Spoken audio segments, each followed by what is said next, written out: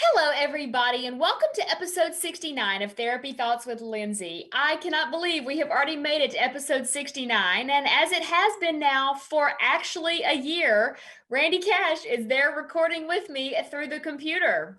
Hi, Hey, how you can you doing? believe I'm doing okay? Can you believe that we have been recording this way for a year? I know it's crazy, isn't it? Wow, It really already. is, which I might be a little off because I want to say that we met like a year ago for the last time in person, which means I haven't actually seen you in person in a year. And that's crazy to me. Like I feel like I see Oh you like yeah. every week because we do this and we talk and we text or whatever, but it's very weird to think I Wow. haven't hugged you, I haven't seen you in person in a year. Like that's kind of tripping me out just a little bit. Oh wow. Yeah, because there haven't really been comedy shows too much. I've only done a few of those. Wow.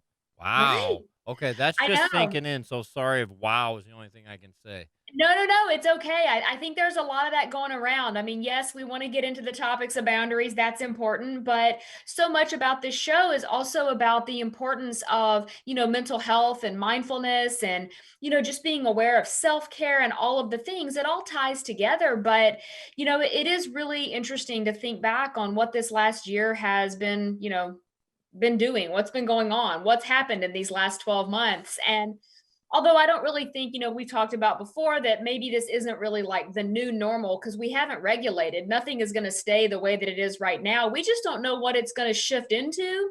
And I think there's a lot of, emotional burnout that's kind of happening. I'm seeing a theme more and more with my one-on-one clients of, people just feeling very just tired, and feeling a bit the intensity of the last year. Whatever has happened in each of our individual lives is enough, and then you have this kind of collective situation where we're all going through our own version of the same craziness. It's been intense.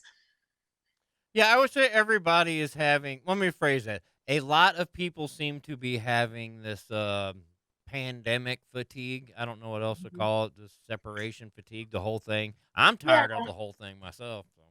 Yeah, I think that's a good way to look at it. I mean, just because we're tired of something doesn't mean that it just poof goes away or that it's magic or anything. But yeah, I do think that maybe there's a part of us all that's just kind of, feeling that fatigue. That's probably a really good word for it. So, maybe it's kind of fitting that as we start digging into the boundaries, and today is specifically focused on physical boundaries, that whole physical space thing is a really interesting concept to think about, especially through the lens of the last 12 months and everything that's gone on during that time. Because for the longest time, I think we, sort of took for granted the ability to just, be close to people, walk up and hug somebody, shake hands, be, sit around a table at a restaurant, all of these things that we don't really think of as related to physical space and physical boundaries. But when all of a sudden we're given guidance that says, hey, you need to maintain 6 feet distance, or you need to,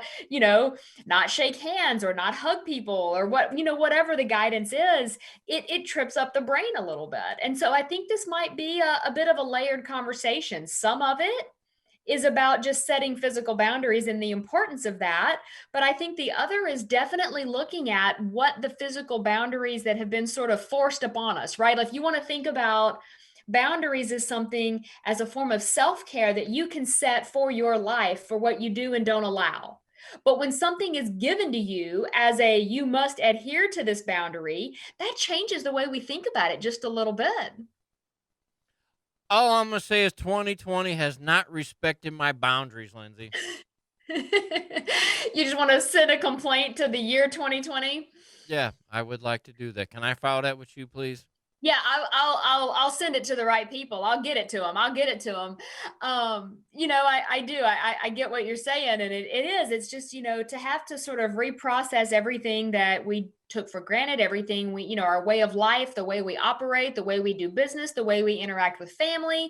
A lot of things just feel very strained and different right now. So when we think about using boundaries as a form of self-care, we go back to that idea of, you controlling the fence. You're the gatekeeper for your life, what you do and don't allow in, and you control the locking gate that lets people in or out or lets things or whatever it is in or out. When we think about physical space, what I want you to think about is almost this idea that what if, not in pandemic land, but what if in general you're at a party or you're, at a get together and someone comes up and they want to hug you and you're not okay with that. You don't want that level of physical closeness with that person. How do you handle it? What do you do? Or what if somebody, you've ever had those like close talkers, where you back up and they get closer and you back up and they get closer, and it just feels like before you know it, you've backed yourself all the way out the door and they're still as close as they were when you started talking. I think this whole concept of physical space boundaries is important to talk about because not everyone has the same physical space boundaries that the other person they're talking to may have. We be experiencing like a desensitization to contact and connection, real human connection. Are you asking me, do I Yeah, think that that's what's happening? yeah. Yeah, I think there's definitely, there's such a thing I've been reading about as people saying that they are touch starved or that they are, feeling just very disconnected from their loved ones, feeling a certain distance. We're wired for connection. Brene Brown would say we are, absolutely wired for wanting to connect with other people, especially those that we care about. And so it's almost interesting how I have had a few media experiences where I've gone and like recorded a few TV shows and done some things. And even though it was still in a socially distanced way, just being around that many people at one time was a bit overwhelming. Even going back in November when we flew and went and got married, just being around that many people on a plane or in an airport was a little bit overwhelming. And I'm a people person. Like I like to be around people, but I had gotten so desensitized to that level of people that all of a sudden it was like a shock to my system. And so I think we can have like dueling extremes. There can be the oversensitization or the desensitization. And I think both are happening. And so when we think about, maybe at one point there might have been people that go, no, I don't, I want people at really arm's length and I don't want them to come close to me. I really wonder if any of those physical boundaries have changed for people. If now the thing that maybe they didn't want, now they want more of, or has it solidified to where they say, no, I don't want that. I'm good without it. Don't need it. Good to go. Like I'm genuinely curious to see like how this shifts. Well, I can only speak for me and me only. I'm the same. My boundaries are like, yeah, stay the hell away from me. The one thing that I do miss though, I do miss crowds of people come to watch me perform. That's what I miss. Yeah, I I get miss that that. attention. That I really do miss. I get that. I get that. I think, yeah, when we think about like space boundaries and the core of who we are, this also might help me make the point that a lot of times the core of who we are and how we show up stays pretty consistent throughout our life cycle. That doesn't mean that it doesn't shift at all, but if you've always kind of been someone that keeps people a bit at arm's length, there's a good likelihood that even now you're still going to have that same sort of approach. But it just is interesting when that's, kind of forced upon us versus, us setting it ourselves. I think that is the delineator to some extent.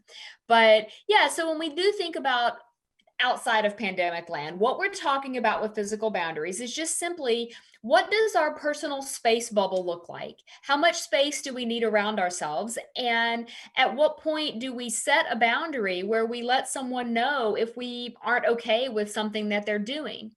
Now, I want to make one thing clear before I let you tell me your thoughts, because we know that physical boundaries also show up in sexual boundaries, but so do intellectual and emotional boundaries. And so, before we can really adequately talk about sexual boundaries in a few weeks, we have to get through the physical, emotional, and intellectual boundary conversations first, because the sexual boundaries do stand alone as kind of their own thing, but they do have elements of the other three. So, I just want to make that clear because sometimes I get questions about that when I'll do like big presentations on this where people always want to say, like, oh, well, what about sexual boundaries? Those are a whole, I just devote a whole thing to that because it's too important to just say it's part of one of the others because I think it encompasses elements of a lot of things.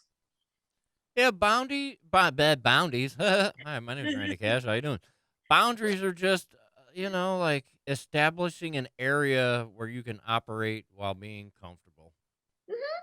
Yeah. And, we can make the argument that sometimes comfort or staying in your comfort zone may not always be the goal. But when we're talking about personal, safety, feelings of security, feelings of being safe in your surroundings, that's what we're really talking about. And so, this idea that, I tend to be a very friendly person, but I'm also kind of awkward when it comes to hugging people that I don't know, or, just if people come up to me and they want to hug me, right? Like, so I have been known to be awkward in those situations. I'm not saying that I reject the hug, but I don't always know how to behave. And I'll give you a great example, right? Like, I'm one of those people, if I've done something weird at any point in my experience with you, I'm going to like remember it forever, right? So this is actually going back a couple of years ago at my now wife's mom's funeral, or it might have been the visitation. And one of her friends from high school showed up to pay her respects. And I thought it was really, I mean, it was really touching. I was like, oh my gosh, that's so nice. So everyone in this circle hugs each other.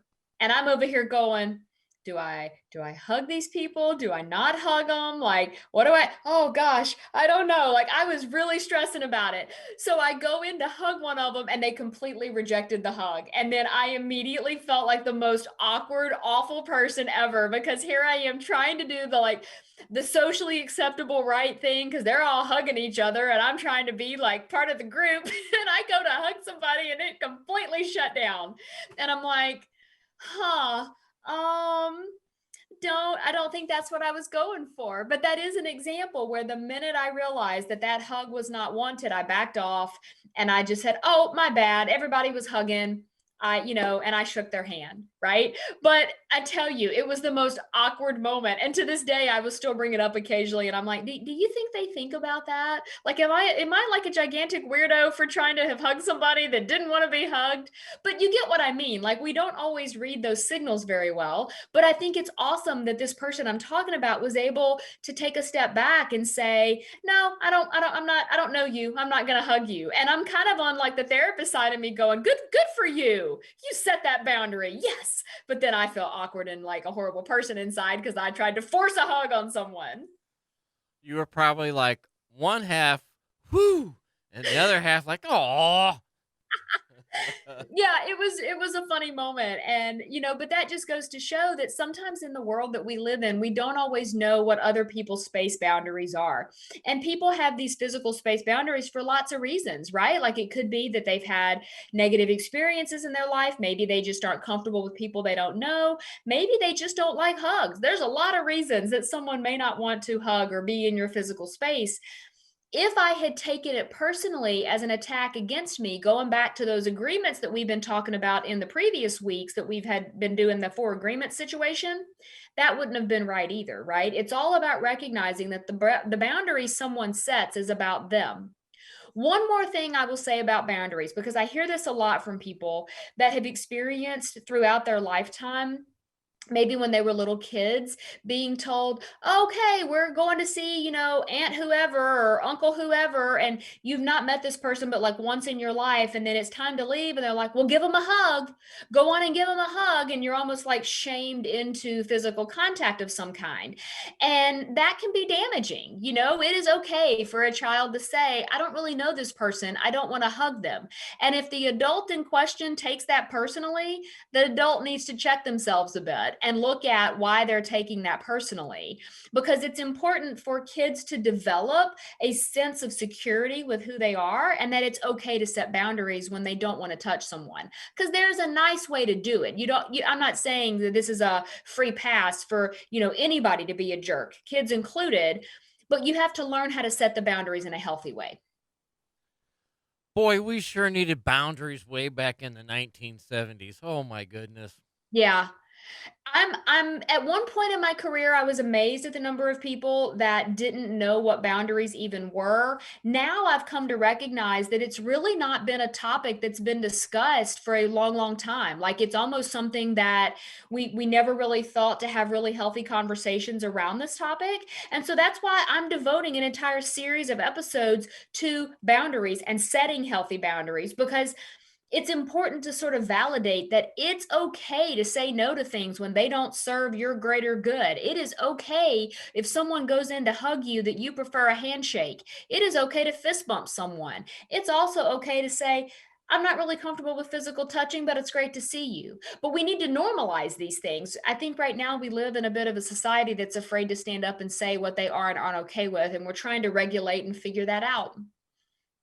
Yeah, I agree. There were times in my life, oh, I had to go in for that hug, forced by my, parental figures or Mhm, grandparents or aunts or uncles. And mhm. yeah, it is. It's weird because I definitely did not want to be anywhere near these people, and I had to do it. And yeah, I was just now as you're talking about thinking back to it, and I could remember like, "Ooh, no, don't touch me! Ah, gross, get away!"